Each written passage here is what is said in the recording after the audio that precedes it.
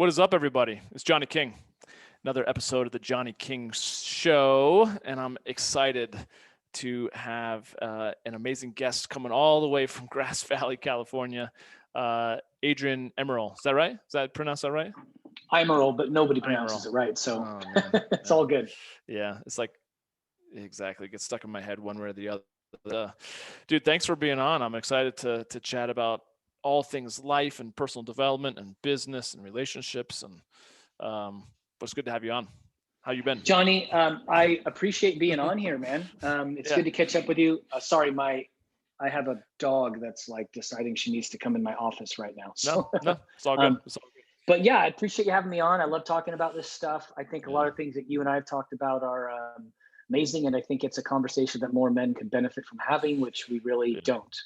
Yeah, and I think that's the whole point of my podcast, and it's just more or less, I guess, showcasing guys being able to be guys while still being able to connect to, greater emotional intelligence or whatever the pain is, or the wounded child, whatever those concepts and conversations that we may not have been accustomed to having with our fathers, So I've just had a lot of great conversations with guys like you who are also then paying it forward and teaching their kids to kind of raise their game, and I think through that we'll change the world from generation to generation going forward. So yeah, well, having kids is a pretty good way to see your own shit, man, because you're like, this is the way it should be. And then you realize, like, you yell at your kids, and while you're yelling at them, you're telling them to stop yelling, right? Stuff like that, where you're like, whoa, maybe, you have these standards and ideals you want them to live up to, and it's kind of hypocritical if you're not facing your own stuff. So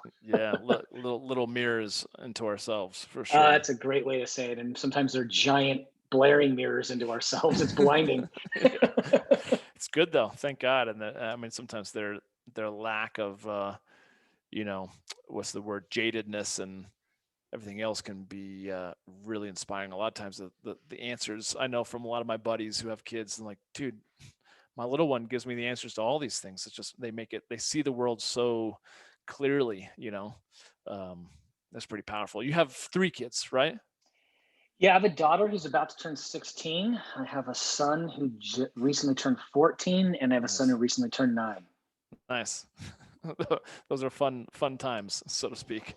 Yeah, they're busy. They're all very different. They all have their own gifts, and they will say, I mean, they come out really connected to source, and it's only like as they get older and as we we project our own bullshit into their lives, that they start to lose that innocence and that connectedness, because they say the most profound things. Sometimes you're like, and because they don't articulate very well, it's like very concise. It's in like 3 sentences, and it's profound. Like I had a memory come up on Facebook the other day that my 9-year-old, when he was about 5, he laid in bed with us in the morning, and he goes, "Mommy, the brain is not the most important part of your body.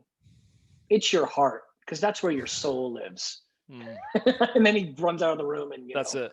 Starts playing with Legos, and I'm like, whoa. Seriously. Where'd that come from? Little guru. Exactly. I love it. So you got 3 kiddos. You've been married for 19 years, if I remember correctly. And yeah, I think it's 18. Let me think. It's 21. I got married 18 years ago. Yeah, I've been with my wife for 21. Awesome. That's huge, because I think unfortunately in the world that we live in, that lasting relationships beyond 5 years can be an achievement these days. So you're doing something right. Although I know you also said when we were chatting before we started recording that it's not been easy. I don't know what relationship has been easy, but yeah, I think about 2 years ago, maybe 3 years ago, a lot of midlife stuff comes in, and there's people that talk about the 7-year cycles, and I think that you're with anybody for a long time, our unconscious tendencies and patterns come up, and each other well, and you find ways to trigger each other. And that was the hardest 2 years of my life. Very, very, very hard. I would say all the pillars of my identity that I identified as what I was good with outside of my relationship all came crashing down in a couple of years. So it's like you're left with, it's like if you're like, well, my relationship's falling apart, but at least my business is doing good. Or well, if my business and my relationships fall apart, at least my knee, I don't have a torn meniscus, so I can train for a marathon. Like you have, and so it's like they all sort of were removed from me at the same time. And it's like you're just sitting there, like, who am I? What's going on? Everything I planned in my life is going in the wrong direction. And then it was really hard. And we were fortunate, very, very fortunate to both be committed to, at some point pretty quickly in that process, within a couple of years, meeting in a place where we're like, okay, we both have our own shit to face and work on this, and we do care about each other. But it's a process. I mean, we're still doing weekly emotional therapy. I forgot what the technique is called that this lady does with us, but every week. And there's times I still like, I don't want to get on here today. Yeah. But I know that feeling is healing. So got to move through some of this stuff. Yeah, 100% feeling is healing. It's just like working. It's just like everything else. It's a lot of times. There's times that we're going to do things when we're inspired, and there's times we're going to do things when we're totally not inspired. But you got to keep working out. You got to keep taking your wife out on date nights. You got to keep spending quality time with your kids, even if you're exhausted and everything else. I know I'm preaching to the choir, but yeah, I think you bring up an analogy that I heard people talk about being motivated, and I'm like, well, motivation is crap, dude. I'm more concerned with commitment, right? Because commitment is, what are you doing after the feeling that you had when you made that commitment has left your body, right? When you don't have that motivation anymore, now what do you do, right? And and when things get hard, and it's, I mean, in a lot of situations, it's blurry. It can become very clouded and blurry what the right answer is. Like, there's also a fine line between commitment and stupidity, right? So, I mean, I don't necessarily know where that razor's edge is, but I'm trying to do my best to move with it as it moves in my life. I know you. It's like I watch Shark Tank or The Profit, and there's plenty of times when they're like, how much money have you put in this? Like, $250,000. Like, what? And you're like, this is the worst idea ever. But then how do you define that line of demarcation, like you said, between stupidity and like 100% commitment, showing up, perseverance, not taking no for an answer, all those things. And I bring that up because I know that, for those that are listening and who don't know you, you're a personal finance coach, investor, entrepreneur, right? You've built sales and marketing teams that have done over 350 million in sales, so you've done a shit ton. You've also done you qualified for the Boston Marathon, I think you said, in the first attempt, over 40. 1 for 1. It's awesome, dude. It's crazy. I just love that how many different things you've got going on. I think you also told me that you released an EP album in the EDM genre, which is awesome. I love EDM. Yeah, it's specifically a progressive house. It was released in 2018. And it's just I when I decide to do something, I mean, most of the time I don't decide to commit, but when I do, I can be somewhat focused. I love it. It's huge. It's awesome. I want to know, is that album on Spotify or? Actually, it's on Spotify. It's also on iTunes. But my artist name is called Costanza. So like K-A, and you know what that's from. But most people that listen to that kind of music don't even know who that is. So I loved it. But it's spelled differently. It's spelled with a K. Okay. So it's Kastana. Okay. And it's like I think the EP has like 6 tracks on it. And it wasn't like a massive hit or anything like that, but it was like more for me. It's like I love that kind of music. I've been in and out. DJing as a hobby and making music for years. And it was like, okay, I'd like to do something worthy enough that some label wants to sign it and release it. And, that happened. And totally, it was great. But, it's kind of like anything. I remember the first song I ever made and sent to a label. And it's like, you're like, this is, it's almost like you're in 2nd grade and you're like, I just wrote like a New York Times bestselling novel. And your teacher comes back and just F right on the paper, because they're telling you, you think you're so good and you're still so amateur at some of this stuff. So can you hear me okay? Do I still have you there? Yeah, I can hear you just fine. Are we, I can hear you, Johnny. Can you hear me? Oh, there we go.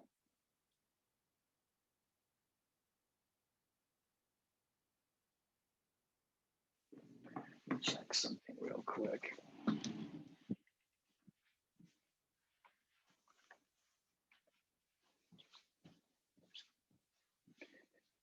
Can you hear me, man? Yeah, sorry. I don't know if that was me or if that was you. I think it might have been me and my internet. I could have been me. I've like the last 3 days in a row, sometime around this time, my internet's gone out for like 5 minutes, but I Really? just checked it and it wasn't. Okay. I'm not sure if it was me or not, but either way, that's the life we live in with the technology. But I lost it towards the end of that. I think I'm still recording, which is great. Yeah, you're still recording. I can see. Yeah, I was just saying, like, you make your first song and you think it's good enough to send to a label. It's kind of like writing an essay and you think, man, I'm going to sort of New York Times best-selling book, and then you turn it into the teacher in school or the label in this case, and it comes back with a giant F on it, and you're just crushed, and you're like, man, they just don't know. And then I go back 5 years later to something I worked on 5. I'm like, that was pretty terrible. Like I just Yeah. wasn't that good yet, Yeah. Yeah. Um, Yeah. and that's outside of like personal preference and music. It's like you just listen to the production quality or other things. But yeah, that was fun. I haven't been working on too much music recently. I just been busier doing other things. My interests sort of changed, but I still have a studio and definitely can see myself being back into it at some point. That's pretty sweet. No, I think it's great, and I think you're absolutely right. There can be, well, I mean, even you can look at our own personal styles. You go back and you look at your hair, or your clothes, and you're like, what was I thinking? I mean, I'm even sporting my Cinco de Mayo mustache right now, and I know right now it's not a good look for me, but that's okay. I'm gonna roll it out anyways.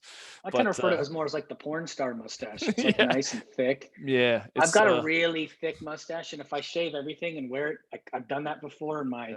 my wife is like, "You're not going out in public like that, are you?" And my daughter, even a couple of years ago, I did that. She looked at me. She's like, "Dad, you just look terrible." Yeah. Okay. Yeah, but there's something to be said about that and what you were just saying, which is like whether it's an EP album, I'm writing a book right now. There's a part of it, even with the podcast at times, it's like at some point, it's like Mark Manson's book, having just few fucks to give.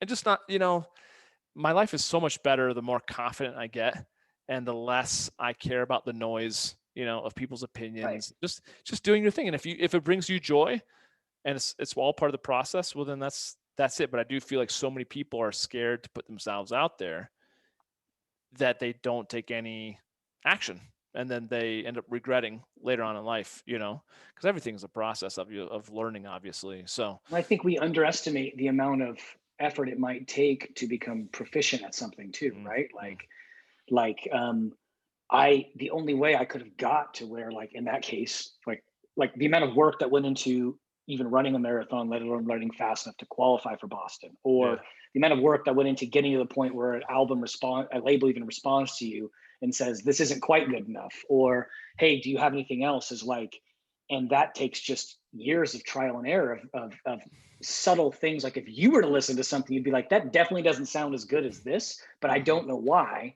To where you get to the point where you're like, now I can hear the difference and I know what they did, so I can recreate that. And it's subtle things that make a big difference. And I'm not talking about like the style of music that you like. I'm just talking about production quality, right? Like, Yeah. why does that bass drum or that kick drum sound good there and it sounds crap here, right? And so little things like that, they just take time. And you're right, people get afraid of putting themselves out there. We get afraid of that rejection. We get rejected, and you know sometimes you just got to say, like you said, Mark's book, The Subtle Art of Not Giving a Fuck. And Yeah. then the other one is, yeah, sometimes you got to listen Yeah. and get better. And I think that's the process of life, is knowing when to say, no, I'm just going to put myself out there. I don't care. And Yeah. maybe that criticism has some merit. Yeah. Yeah. Well, and I think there's I forget what age it is, but there's something so precious about little kids before they start becoming aware of other people's opinions, and they just do, and they say whatever they think. It's just like, oh, it's amazing. And then you start to see the filter, start to kick in their brains, and it's like, oh, don't lose that innocence. Yeah, But the ego comes on board, right? It starts, totally. and we tend to, a lot of people tend to think ego just means that, like, oh, that guy's got a big ego, like he's Mm, arrogant or whatever. mm, Well, no, there's just as much of a victim ego and a fear ego. mm. That's probably the biggest one. It shuts us Yeah, down. It keeps us from putting ourselves out there because we start totally. to suddenly care too much what people think. Totally. Let's talk about that, just in terms of your life. What have been some of the bigger things that you're proud of, whether it be the marathon, your marriage, business with the kids? What is it has that where that ego and that fear, that pain body, if you will, came up the most, screaming the most, but you're still proud of how you pushed through it? Do you have any ideas of anything that comes to I mind? mean, there's a lot of things. I mean, I think I don't know if you heard this saying, and I forgot who said it first, but it sticks to me all the time. It says, the road to success leads straight through the dump, Mm, And so the thing is, I know that in whether it's the years in business where days go good, days go bad, or going through a rough spot in my relationship, or yeah. um, being scared to death of some of the workouts that I've written that I have to do to get in shape to run the marathon, and now, Yeah. and being in the middle of it and just being like, I don't know how this is going to go, right? This sucks. But we can joke about it, but every time I'm back in the dump, like my ego kicks in. Oh, this is so bad. I can't believe I'm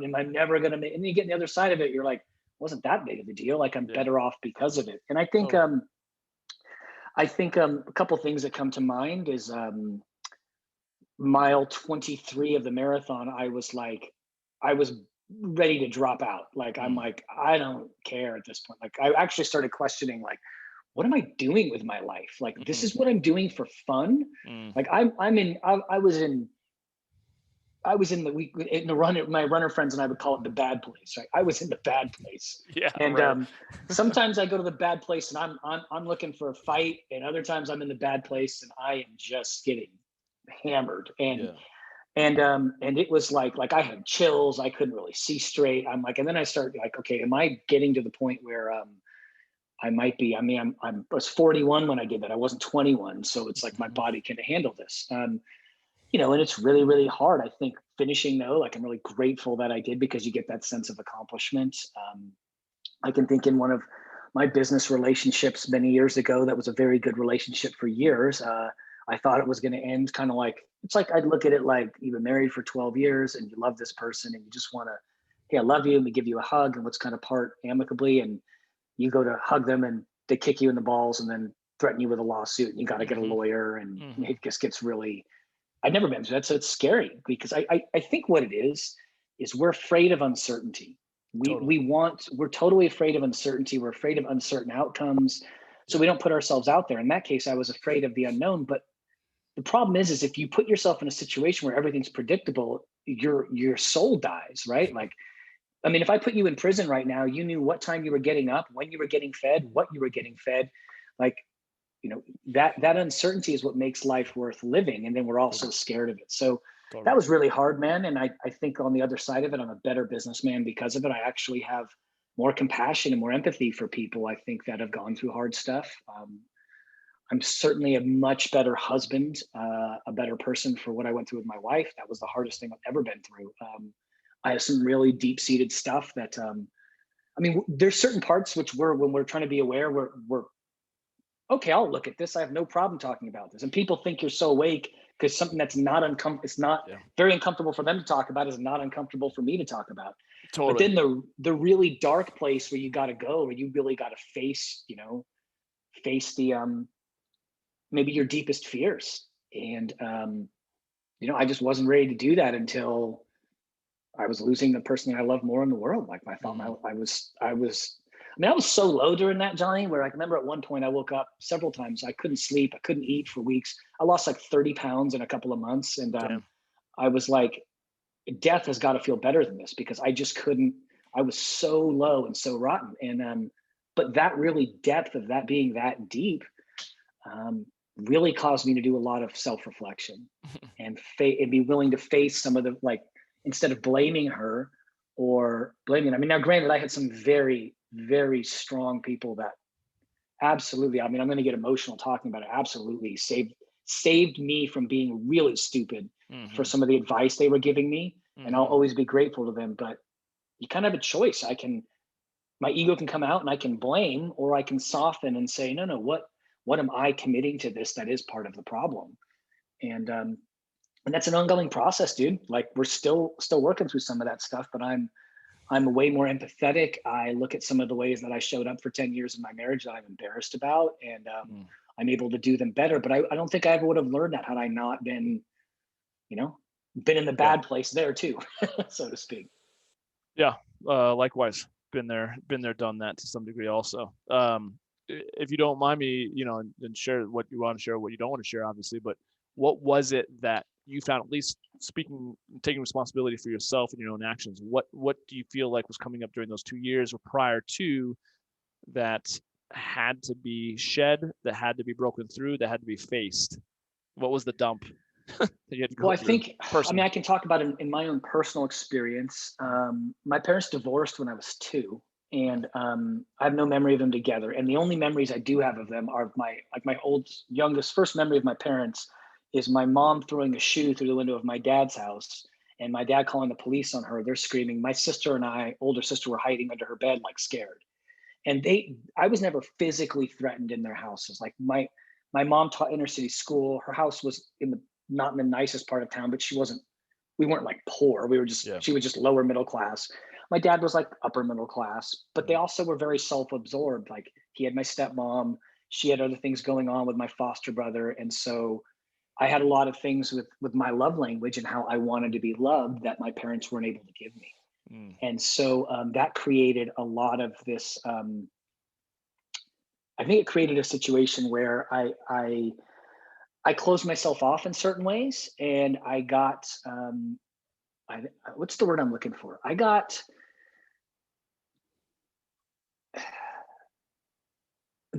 had a lot of shame and guilt around that. Like I wish why don't my parents love me? Which they do. They do. They just but it's what I'm noticing is why don't they love me the way I want them to love me? Yeah. Or why don't they show up for me the way I want them to? Now I took a lot of work to be able to even see that, right? Mm. Mm. Um, so then there's a lot of shame and guilt. And so if sometimes when I show up in relationship and I show up where my wife is coming and talking to me in a way which is like hey, there's this thing that I think we could work on and grow together, I very quickly get defensive. Like I'm being told I'm not good enough. And what I'm really saying is, see, I'm not lovable. Just like that, it's not safe for me to be vulnerable. I'm not good enough. I'm not doing enough. And so I think a lot of my accomplishment, like in my life, was to basically trying to earn my parents' love. Like I had to accomplish. I had to go out there and start a business when I was young. I had to make money. If I'm going to run a marathon, I have to qualify for the Boston Marathon. I'm going to release an album. I mean, I can go on and on. It's all these things that I had to do to not recognize. I'm just trying to earn the love of my parents, which you're never going to do. And really, you've got to decide to learn to love yourself the way that you want those people to love you. And so, and that still shows up. I can still, even though I know that, I can feel that deep pathway in my brain. Um, Pretty much every single time we're in a therapy call, which is once a week, something will come up and I hear my wife's words and I know what she's saying is not what I'm interpreting it as. And I can still feel all the defenses come up that shut me down. It's like it's just verification that I'm not lovable, basically. And that has nothing to do with her. That has entirely to do with my own filter, right? And it's that's probably been the hardest thing that I've really had to face because when you're really getting close to real emotional healing, there's some pretty big walls there. Like we Mm. build defenses as children, so you know to stay safe, so to speak. And as adults, those things don't serve us because we interpret everything through maybe the way we grew up. And yeah, all of this shit that I'm talking about was like when I only started learning this out of desperation. Mhm. My marriage was falling apart, Mhm. and it was like I don't. And again, miracle. I don't want to call it miracles or divine intervention, but the people that came into my life and that I was became have started forming relationships at that point were like, I mean, I have goosebumps talking about it. It's just they absolutely saved my life and saved my marriage because I don't know what I would have done had I not had people pointing me in those directions to do this level of because you have other friends that are like, man, fuck that bitch. You just need to go bang some chick and get drunk. And Yeah, I'm yeah. like, and I'm and I'm like, I I don't think that's gonna help me, right? Mm. And most people, that's how we deal with it. I have another friend who went through a divorce about the same time, and they say things like, nah, I saw her true colors. I'm like, no, you saw her wounded child, and your wounded child is seeing her wounded child. That's in all of us. Mhm. And there's a lot of this sort of info out there, but this is the way it is, and it only makes things worse. So I was really fortunate to have very good people around me at that time.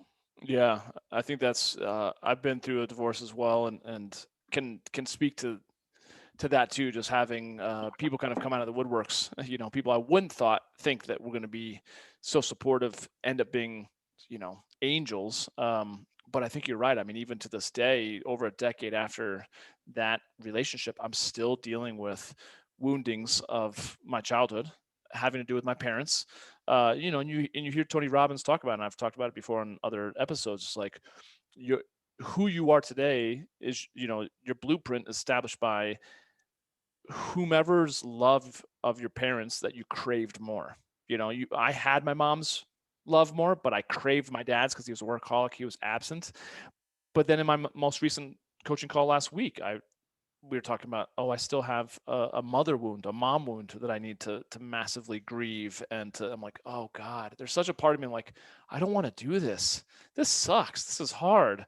But it's like, well, if that's the case, then don't get frustrated with myself if I keep seeing the same patterns pop up in relationships, So I'm like, Yeah. this is worth it to me, and it's worth it to me to be able to pass along to other men in doing the same work, and not to pay it forward to my future children, let's say, So pretty cool that you've done the work too, man. Like it's like getting kicked in the Yeah. emotional junk I'm over and doing over the again. work. Yeah, Right. Like, yeah, I with, but, you bring up that point of like, you have friends who move around the country and, do different lives. I'm like, man, no matter where I go, they're like, I always have the same problems. And I'm like, have you looked for the same one common denominator, which yeah, is you? And that's really just your filters. And I think going through this process, I used to be like, I used to have lack of empathy for that. Like if I had something figured out that somebody else didn't, I'd be like, person's just lazy or they just don't get it. Like, yeah, and yeah, now I think going through this has given me a lot more empathy to realize like I don't have everything figured out. And I I don't believe in I want to say original sin. I believe like in original innocence. And so I think that everybody is a good person, and we all have dark parts, we all have our woundings, and at the end of the day, I think most people they're all looking for the same things. We want to have peace of mind, we want to have a quality of life, we want to be loved. And just like I have hurt people with my wounds, other people hurt people in different ways, and it's given me empathy to just say, hey man, my I don't want to sound like a martyr, but my cross to bear looks different than yours. And Mhm. just because what's easy for me might be hard for you, what's hard for me might be really easy for somebody else. So Mhm. um, it's really helped me just, I think, have a lot more compassion for people and just soften, man, and not be so passively competitive. Yeah, yeah, yeah. Well, and I think it's cool how I just like the way that you've approached your own personal growth. And it's, again, there's so many people that the ego pops up as like, oh, I'm woke, and I've done my work. And it's like, man, the work never ends, for one. B, it doesn't make you more significant because you've, begun to start handling your shit. Yeah. But I'm kind of curious for you, was it something that you were always self-aware, or was it something that, like, was it the marriage challenges, or what was it that finally woke you up to be like, oh shit, I need to take responsibility for my own stuff and face it day in and day out and do the work? Yeah, I think just one thing you mentioned. I'm sure you know who JP Sears is, but he has a joke called competitive spirituality, right? Like Hmm. I'm more spiritual than you, and Hmm. it's like you just sort of, that concept in itself is just funny. I'm sure you understand the humor in that because it Yeah, doesn't, that's your ego right there. yeah. Um, but I think for me, it started. My father always said ever since I was young, I saw the world differently. I think that's why I've never had a job. I've always been self-employed. I was never a good employee. I got good grades, but I never was interested. I did it maybe because I thought I was expected to. Yeah. And so I just never, even before I knew about being an entrepreneur or being self-employed, I look back and I'm like, I was always destined to go that way because in the background, I just questioned things. I would see things and I'd be like, everyone's doing that. I'm like, but it doesn't make sense, right? Like why, so there's just a way that I sort of view the world, Mm, and so that helped. And then mm, my high school cross country coach, I was very talented as a runner, but there was a lot of flaws in my character, and it had me dropping out of races. It had me not training as hard, and he mm, could see so much potential. And he was the first man in my life to really, if you did well, he celebrated you. But if you didn't, and he called you out, and it didn't matter. Like, and I'm not talking to you about whether you beat somebody else. He's holding us accountable to what he saw as our own potential. Totally. So we could have the 7th fastest guy on our team. On my team, like my one of my best friends was one of the top 5 best runners in the country. Wow. And so he won a scholarship to U of A. I mean, he's one of top 10 all time from runners from that school, and his distance, like, and that's a very prestigious school, right? Like, very good athlete. And I remember once he sat down, like, we had one of our guys who was at the time was trying to break the 5-minute mile, which, I mean, most of us had done that when we were freshmen, and he's a senior trying to do it. And he did it. And our coach, now my other teammate basically ran the fastest mile, the 2nd fastest mile in the country that same weekend. My coach didn't talk about that. He talked about the kid he's like, I remember it clearly, talking about victories. Like, this guy just ran a 12-second PR in the last race of this. And he was ecstatic about it because he saw this kid finally broke through, right? So that's what he did. And he really held me accountable to just taking responsibility and learning about work ethic, and learning that, like, talent only takes you so far. And I saw a lot of my own demons, because one thing about running as a sport is that you can't pass the ball. Right. Yeah. I mean, you can't. You don't get a sub. Yeah. I mean, in cross country, it's an individual sport, but like, you have 7 guys in your team. The first 5 guys score, and the lowest score wins. So if you finish first in the race, you get 1 point. If you finish 15th in the race, you finish 15th. So as a team sport, the 5th guy is just as important as the first guy, right? In terms of how he scores. And so you have 5 guys that are out there basically working through their own stuff individually, trying to collectively get somewhere as a team. That was really influential for me. He helped me get to the point where I could run in college. And I think that just helped me with learning to a lot of self-reflection, right? But you learn mostly what we do is we learn self-reflection in things that are the least challenging areas first, the least threatening areas first, the least fearful areas first. And I got pretty good at reflecting on things that made me better at getting recognition, whether it was running or being successful in business, or, really good at those things, because that was me trying to earn perceived love. But the problem is when you get in a relationship with someone for 15 years and you want to get close to them, then they start to see I don't want to say the real you, but they start to see all of your hard parts. They start to see your hard parts too. And then that's when the real work starts. Yeah. And, I had no idea how to do that. I mean, I did know how to do that, but it was so scary that I had no idea how to do that. So I needed guides, people that would just love me through the process and support me, and also tell me that, like, no one can do this for you but you. Yeah. So, yeah. What a metaphor, though, in terms of, you're right, in terms of, it's almost like it's overused, doing, quote unquote, the work, to evolve, which I feel like the vast majority of the guys and the gals that are listening to this podcast are those type of people who are aware enough to know that, like, I'm listening to this because I'm investing in myself, and hopefully I can get some type of nugget that gets me to open or see something in a different perspective. But you're right, you can't pass the ball, and you can't you have to keep doing it. You can't obviously slough off and stop doing the work yourself. It's like your own personal health. You have to take responsibility.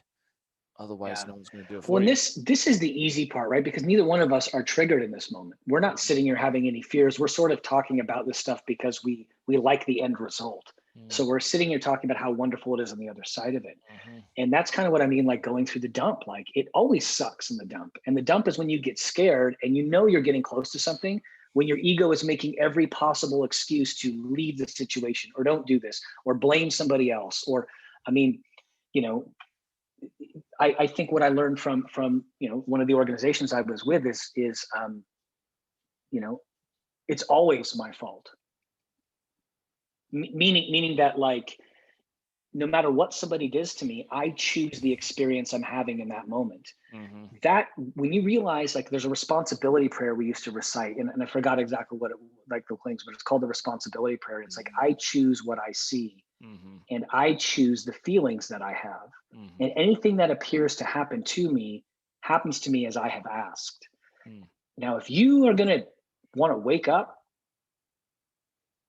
that's a fucking hard one to swallow. Yeah. because we all want to take responsibility on the easy things.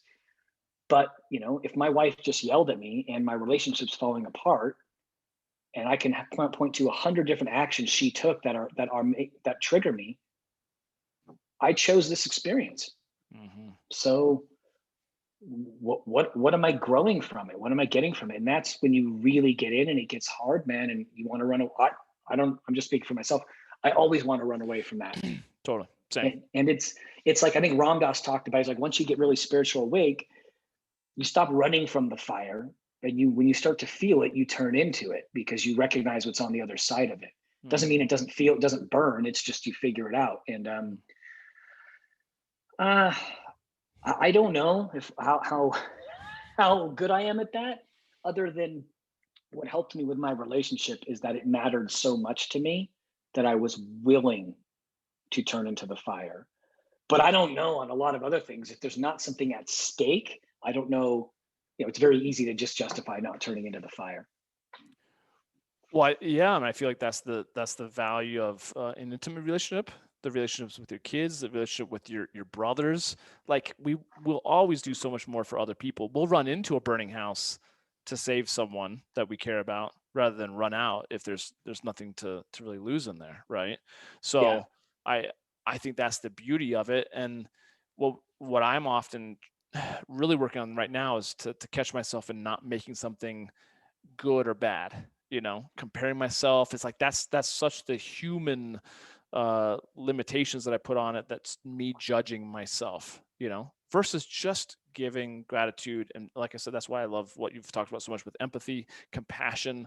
Man, love at the end of the day, as cliche as it is, that tends to break down all walls, in my humble opinion, towards healing and towards that alignment with source, or whatever you want to call it.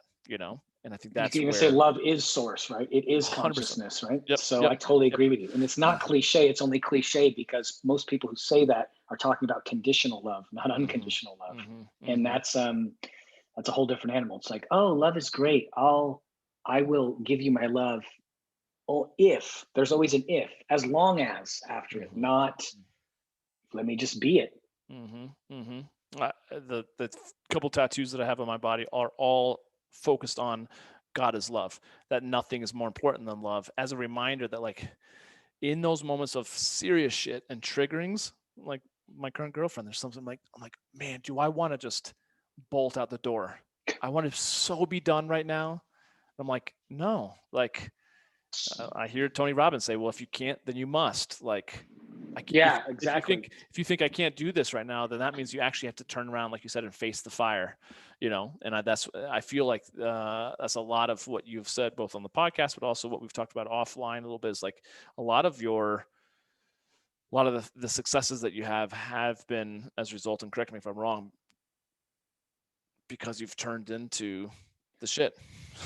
Well, I mean, I'll put it this way. So if I talk about it in terms of running, there's no evidence, like you can't perform a study that proves that training makes you faster. But we all know that if you want to get stronger, like you want your arms to get stronger, you lift weights. And basically what you do is you work the muscles to exhaustion, you break them down, and you grow back stronger as a result.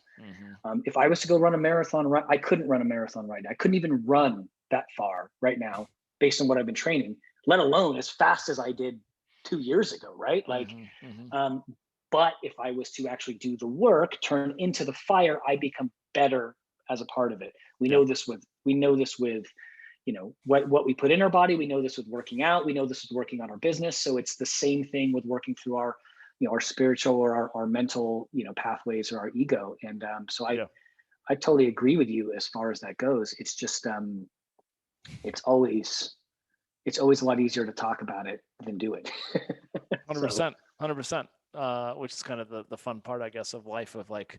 Well, you mentioned your word woke earlier. Like, I actually hate that word because I think anyone who talks about being woke these days is so far asleep. They're so deep in their ego.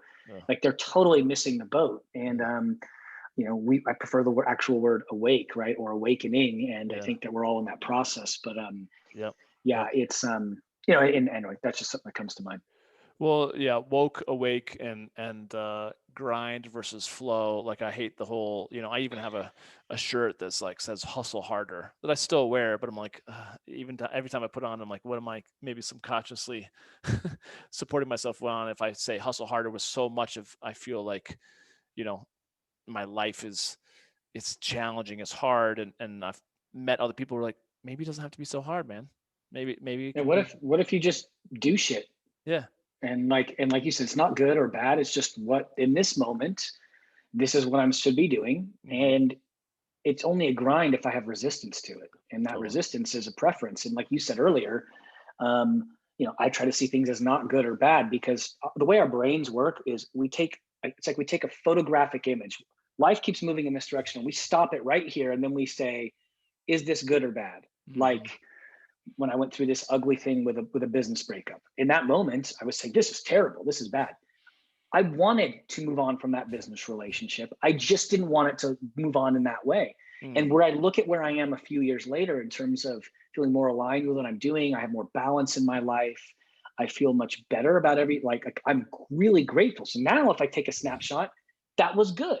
Mhm. And so that's where these things come in, these words, and those are really egoic preferences. If you have Mm. preference, then you're not as awake as you should be. And Mhm. um, or not even as you should be. I don't know if you know Ram Dass's, but he talks about I'm tired of being should upon, Mhm. and I Mhm. and I and I love that. But yeah, I mean that it's those preferences. We've got to stop labeling things, and it just is. And whether it's good or bad is totally whether I have a preference for it or not. Yeah. But we don't know the scope of where things are ultimately leading, and Mm. we don't. Our minds want to think if I'm here and I want to go here, it looks like that, but it actually looks like this on our way there. And we make up stories. That was bad, this was good, Mhm. oh now it's Mhm. good, now it's bad. It's like, god, you sound like Jekyll and Hyde, or like like it's like I sound like I've got ADHD, massive ADHD, because my emotions are all over the place. It's good, it's bad, it's good, it's bad. Yeah. Yeah. What if we just go forward? Uh, yeah, exactly. I think that's pretty powerful. Again, it's a lot of these things.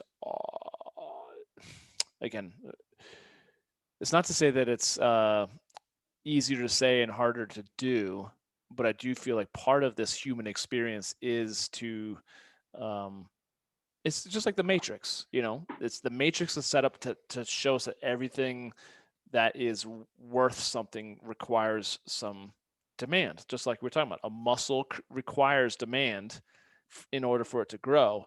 And yet then there's that next fourth or fifth dimensional aspect, which is like, no, sometimes, like love doesn't have any conditions. It doesn't need to be hard.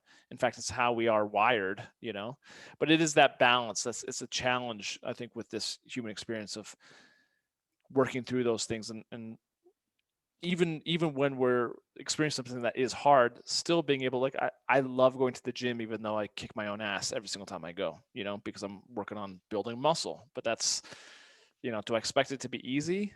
uh, I don't know. Would I enjoy it so much if it were easy? I don't think so, right? You want it to be easy, but you actually don't. Right? Like, Yeah, yeah, I yeah, mean, what level of preference are we talking about here, right? yeah, Because yeah, just like I'm gonna go run real hard this afternoon when I get off with you, and well, I think that's what I'm gonna do. I've gotten to the point now where I'm like, I used to be so hard about like this is my plan, I'm sticking to it, that I would be yeah. out of flow and then I would get injured. And Mm, so I'm gonna go. I think I'm gonna do this. I'm gonna go run, and I'm gonna let the experience come to me. I'm not training for there you anything go. right now, so I'm Yeah, gonna let it happen. yeah, Ideally, yeah, I still struggle with this, but yeah, it's like I know that if I run hard, the endorphins that I feel afterwards are, I mean, it's unbelievable how good I feel versus if it's just I go out and jog or whatever. And so hmm, hmm, I'm like, this is going to be hard, and it's going to be yeah, good, yeah, yeah, I think, or it's going to be easy, and it's yeah. not going to be as good. Yeah, yeah, yeah, 100%, 100%. And I'm kind of curious, how fast do you have to average a mile to qualify for the Boston Marathon?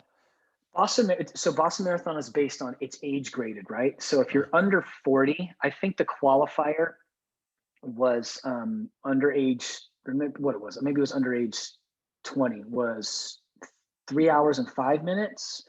And then they add, like every 5 years, they add 5 minutes or whatever. When I qualified, I had to run 3:10.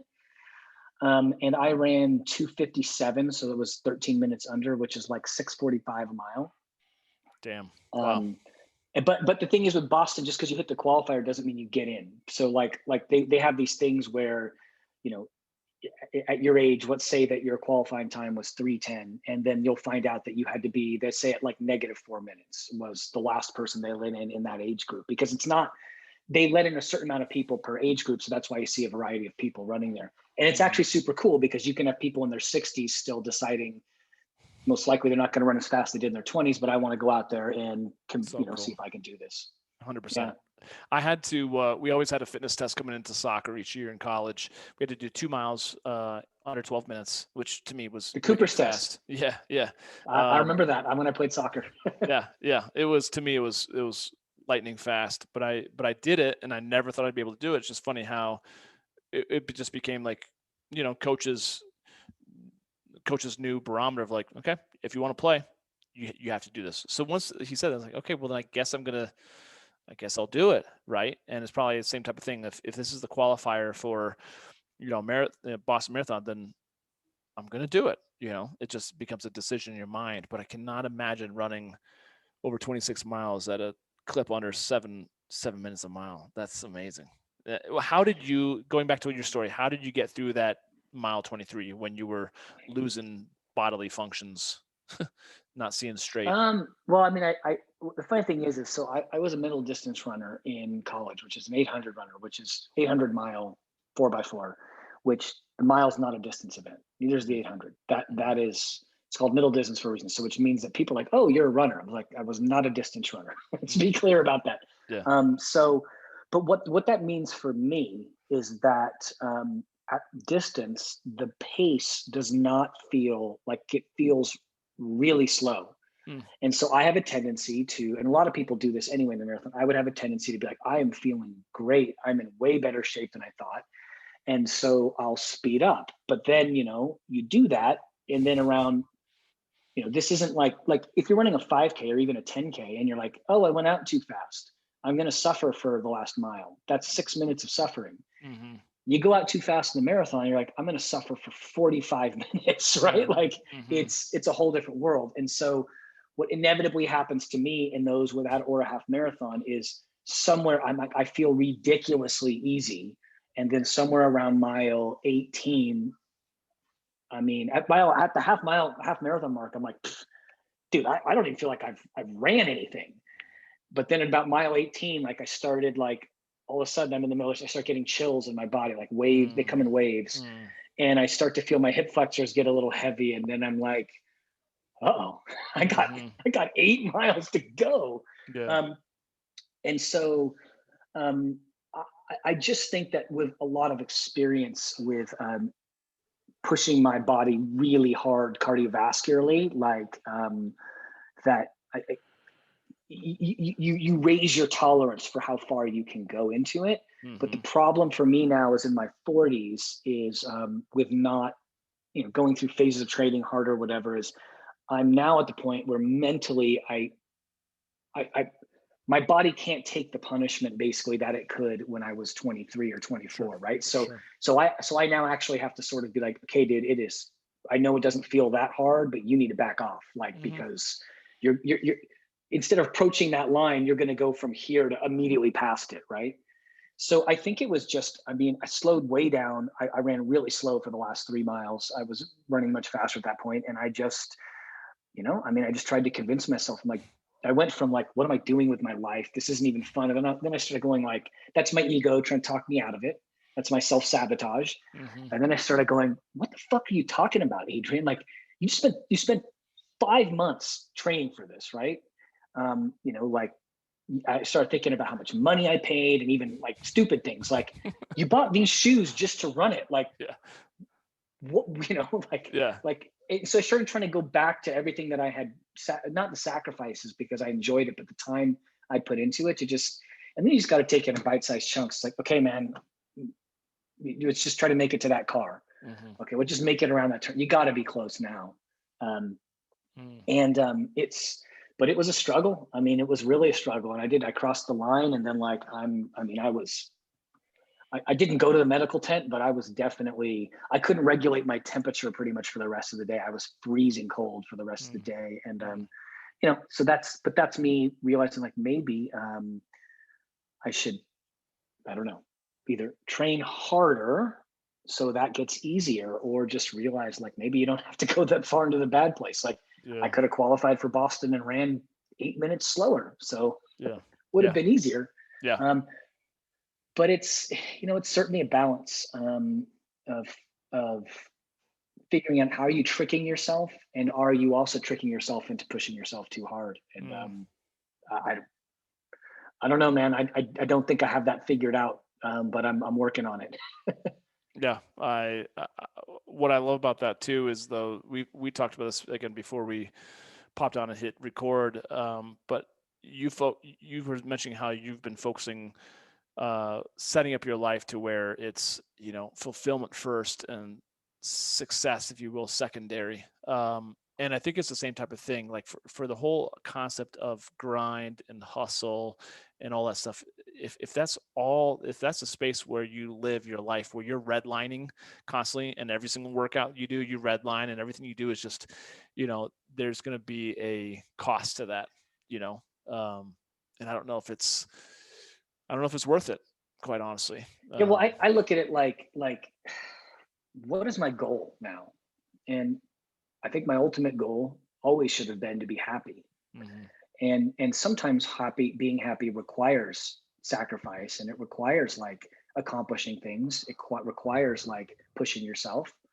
And I also look back to like when I was grinding. I think 3 years in a row I was traveling for business on my middle son's birthday, mm, and I remember him. And do I think, had I not done what I realized is, had I not gone on that trip for that day, did those trips, did they add any lasting value to my business? Meaning, if had I skipped them, would have, maybe it would have cost me a little bit of business, but marginally, right? Like I don't think it added as much as what I gave up to get it because I was grinding. And yeah, and more importantly, like, all of a sudden I went back to feeling like a kid and be like, my God, how would I feel if I was my dad? But and that was a choice I made because I ran my own business. And so recognizing like I don't I would regret not being there in the future. And I don't think that choice was worth it. So I think ultimately being there for my son on his birthday would have brought me more happiness, even if mhm, even if it brought me less money in the process. So mhm, so yeah, it's been an opportunity to just redefine that. And I'm in a phase right now where I'm very busy. I'm busier than I want to be, but I'm also like working on saying no to some things and just saying like, no, I won't take that on because my mental and emotional well-being is suffering. I'm not working out as much. I'm not eating as well as I should.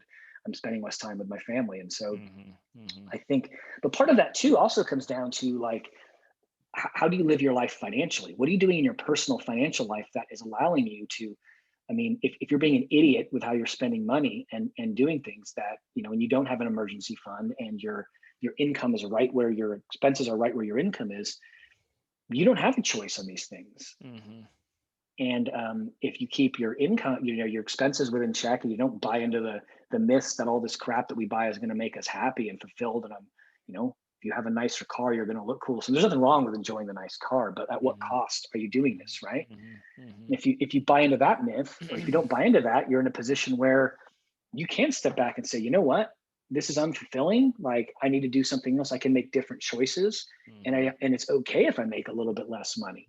mhm, Um, what I found though, the weird thing is like I've had some ridiculous opportunities come across my path in the last year, which I wasn't. It's like I started pushing less, and it's like it created space for these other amazing things to come in. yeah, interesting. So it's weird how it works, but I just think it's a question everyone should ask. Like, do I want to be happy? And sometimes people hide behind, oh, I want to be happy, so I'm not going to work hard. I want to be happy, so I'm not going to make money.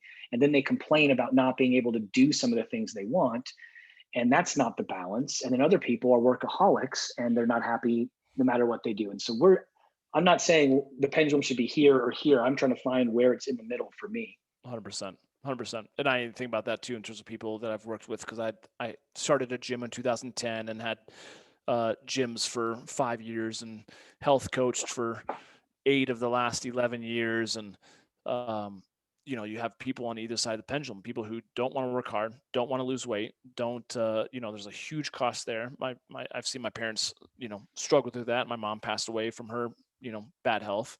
But then you see the people on the other end of the spectrum who are competitive bodybuilders or figure competitors. They have no social life. They can't go out. They're always eating chicken, rice, and broccoli.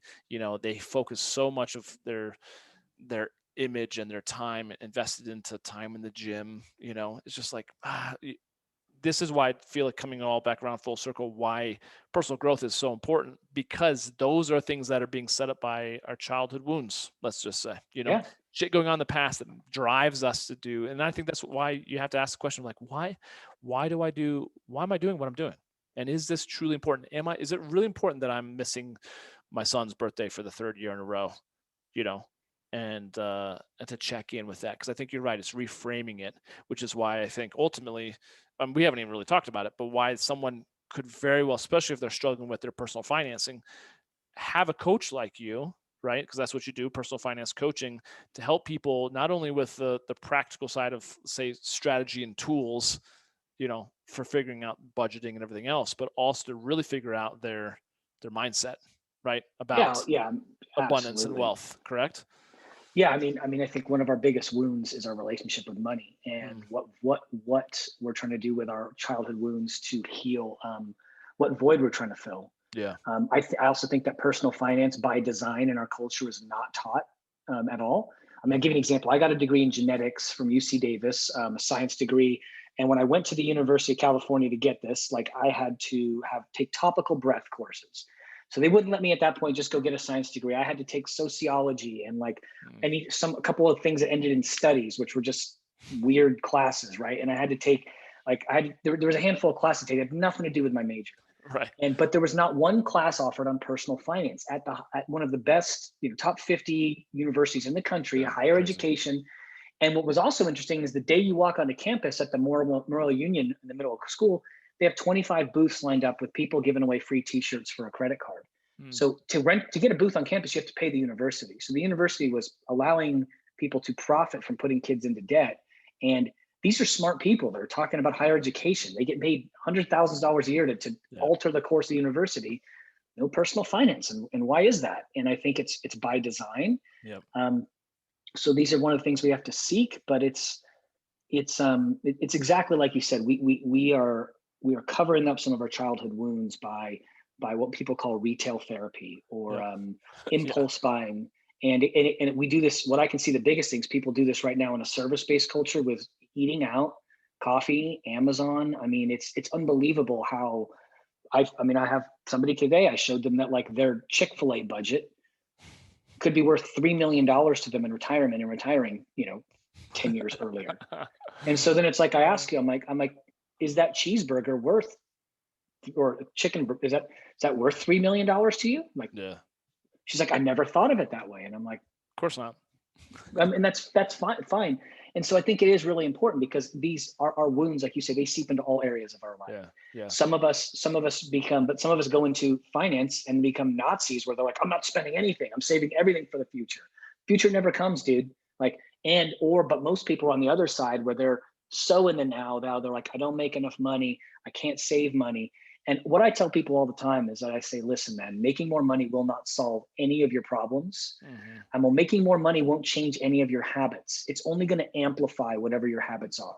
So if you have bad habits now and you start double your income, they're not going to get better. Hmm. I'll give you an example, like Charlie Sheen, when he's on 2.5 Men, making like 20 million a year. When he started making 20 million a year, did he check himself into rehab? Mm. No, he stopped buying a freaking 8 ball of Coke off the street and started having his dealer bring him $10,000 worth to his Yeah. house, right? Yeah. The guy's lucky he didn't kill himself. So that's obviously kind of an extreme example, but it's like this. I see this all the time. People make more money. They think they don't make enough money. All problems will be solved if I make more Mm. money. No, it won't. That's why professional athletes go broke. Mm-hmm.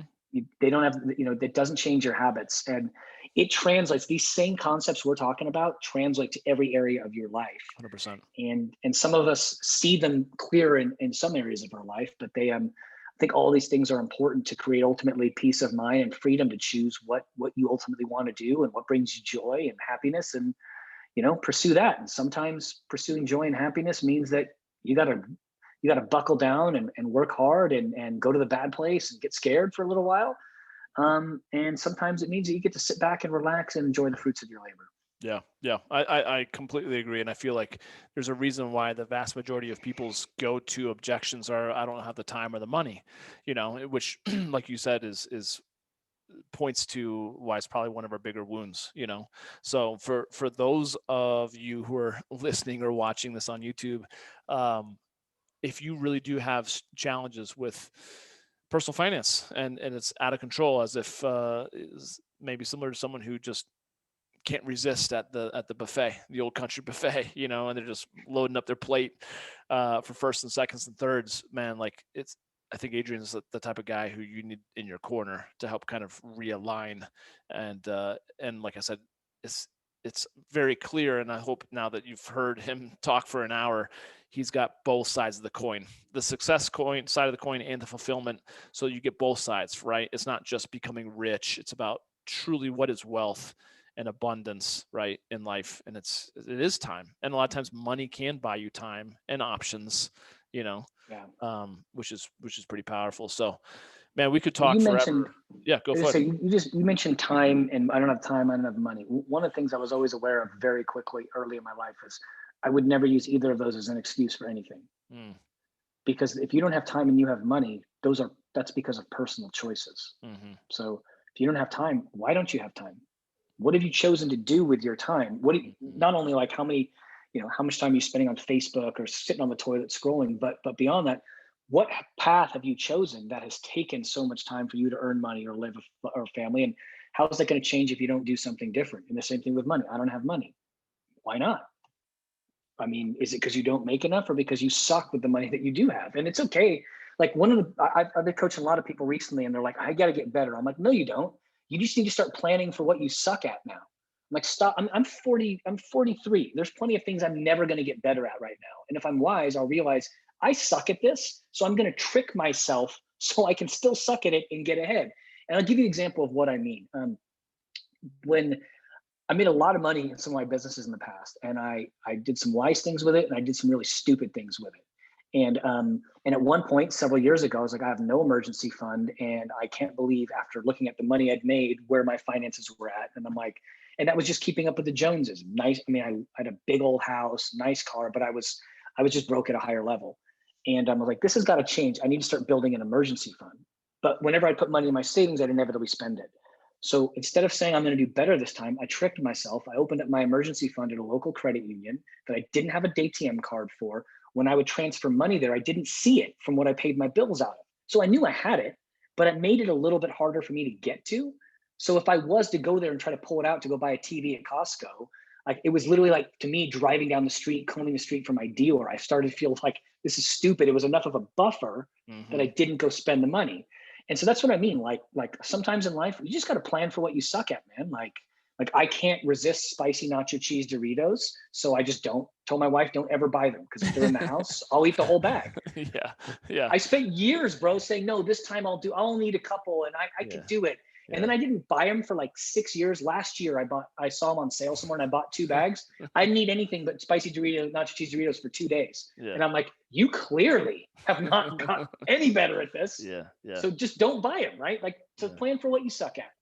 Well, and it's the ego that wants to be like, no, I can do this. I can do this time, or you know what? Like I've been doing so well on this diet. I think I can do a cupcake. I'll just get right back on the diet, man. We trick ourselves or we lie to ourselves so easily, especially when it comes And to if I could only do consumption. one cupcake, right? I Yeah, can't yeah. do that. I can't either. Yeah, I'll just eat the box of Yeah, cupcakes, and yeah. then It's like what? Why not? It's yeah, it's definitely kind of like the fat kid in a candy shop for me too when it comes to home baked goods. Um, well, what I was going to say is like if people want to reach out to you and connect and just chat a little more about their current financial situation, maybe get you to do a little bit of an audit, that sort of thing. How can they connect with you, or where should they go?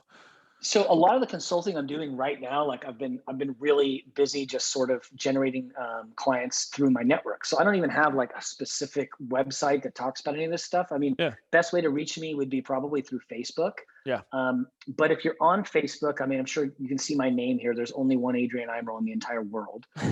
So you can request me as a friend, send me a Yeah. message. However, I do have a second page, which is like a fan page, which I never check. Like you'll want to message me on like the non-fan page. Yeah. You can connect with me there. That's one of the best ways to do it. Cool. I can get, and it's probably the best way. So just send me a friend request and a message there. And I'd love to connect with you guys. If we can help you in any way, we certainly will. Yeah, I think that's pretty awesome. I love it. I love it. I definitely want to keep chatting about this stuff and going forward, just for me personally as well. But dude, we could chat forever and ever. But I really appreciate the time and your enthusiasm and your transparency with all the work that you've done, and just the humility of saying, yeah, I've done well here. I've been in the shit here, and I'm better for it. And I think that's what the world needs more of: leaders who are not saying that, like, oh, I'm the guru, I've got all my shit figured out, but it makes it a lot more attainable for those of us that are still working on Yeah, the becoming word that better. comes to mind for me is being authentic. And Yeah. I definitely still struggle with that at times, but I think like it's 2021, man. We know everybody is good at things and everybody sucks at some things, right? Hmm. So the more honest and transparent we can be, I think the more that creates connection, like we've been talking about anyway. Yeah, 100%. Awesome. Well, thank you, brother, so much. Thank you guys for listening. Definitely reach out to Adrian. It's worth the effort. And if you're feeling scared to, that's almost more the reason that you need to. If you don't have any energy about it, then so be it. But if you do feel some energy come up when you, like, yeah, that's the calling. That's a little tug on your heart to reach out to him. So thank you, brother. I really appreciate it. Thanks, Johnny. It's great to chat with you. And I know we've talked on the phone, but it's great to put a face to the name and to just Yeah. appreciate everything you're doing. Yeah, likewise, man. But thank you guys, as always, for checking out the Johnny King Show. And hit up Adrian if you have any questions. Feel free to shoot him a message or me, and I can forward it on to him. And till we meet again, thanks for listening. Take care.